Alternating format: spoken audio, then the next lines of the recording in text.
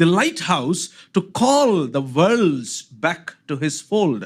ఆయన కుటుంబములోనికి ప్రపంచములను పిలవటానికి ప్రభు అయిన యేసు క్రీస్తు నిలబడి ప్రయాసపడి భారము మోయుచున్న సమస్త జనులారా అన్నప్పుడు, సమస్త జనులు అని అన్నప్పుడు హీ వాజ్ యాక్చువల్లీ 4 వచనాలకు ముందు ఆయన కొరేజినా అంటూ, ఇశ్రాయేలు అంటూ, యెరూషలేమా అంటూ వారి యొక్క అసమర్థతను, వారు ఏ పనికైతే, ఏ ప్రణాళికకైతే వారు ఎన్నుకోబడ్డారో ఆ ఎన్నికలో వారి యొక్క అసమర్థతను చెబుతూ, మీ ముందు నేను చేసినటువంటి ఈ ఘనకార్యాలు, గొప్ప కార్యాలు, అద్భుత కార్యాలు సొదొమలో గనక చేస్తుంటే వాళ్ళు ఇప్పుడు బూడిద పోసుకుని ఏంటది గోనెపట్ట కట్టుకుని ఏడ్చేవాళ్ళు. But you have not done that. You have failed.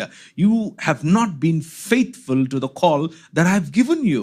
నేను నీకు ఇచ్చినటువంటి పిలుపుకు సంబంధించినటువంటి జీవన విధానంలో you have utterly failed అని చెబుతూ, now he stands in the center and he calls, ప్రయాసపడి భారం మోయుచున్న సమస్త జనులు అన్నప్పుడు వాడిన పదము ఎత్నే అన్న పదము. It simply is a word that used for the nations, all the nations.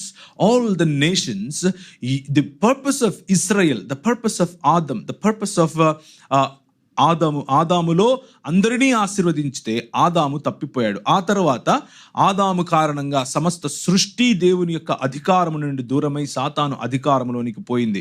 మనకిచ్చినటువంటి మనుష్యులముగా ఉండాలన్న ప్రాతినిధ్యాన్ని మనం పోగొట్టుకున్నాం. మనము మనుష్యులముగా కాకుండా దేవుడు అవ్వాలి అని అనుకున్నప్పుడు అటు దేవుడు కాలేకపోయాం, ఇటు పూర్తి మనిషిగా కూడా బ్రతకలేనటువంటి పరిస్థితి. దేవునితో సామంతులముగా, ఆయన యొక్క రాజ్య ప్రతినిధులముగా ఉండాల్సిన మనము చెరలోనికి వెళ్ళిపోయాం. అంటే బానిసత్వములోనికి వెళ్ళిపోయాం. ఏంటా బానిసత్వము? అంధకార సంబంధమైనటువంటి దురాత్మ సమూహముల యొక్క రాజ్యము. దానినే అపవాది రాజ్యం అని కూడా పిలుస్తున్నాం. We are living as the dead people. మనము జీవచ్చవాలలాగా బ్రతుకుతున్నాం. That is the context in which the whole Bible, the thread of the story of the whole Bible flows. ఈ కాంటెక్స్ట్లో మొత్తం బైబిల్ కూడా ఫ్లో అవుతుంది. And in that context God started putting together the new creation model. ఆయన చేసినటువంటి సృష్టిని తిరిగి తన వైపుకు, తిరిగి తన కుటుంబములోనికి, తిరిగి తన అధికారము క్రిందికి తీసుకుని వచ్చే ఆ ప్రాజెక్టును నోవహు సమయంలో, ఆ తర్వాత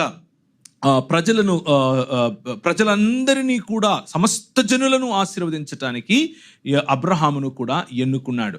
నిన్ను ఆశీర్వదించిన వాడిని నేను ఆశీర్వదిస్తాను, నిన్ను క్షపించిన వాడిని నేను శపిస్తాను, నీ వల్ల ఫలానాది అవుతుంది, నీ వల్ల ఫలానా అంటూ చాలా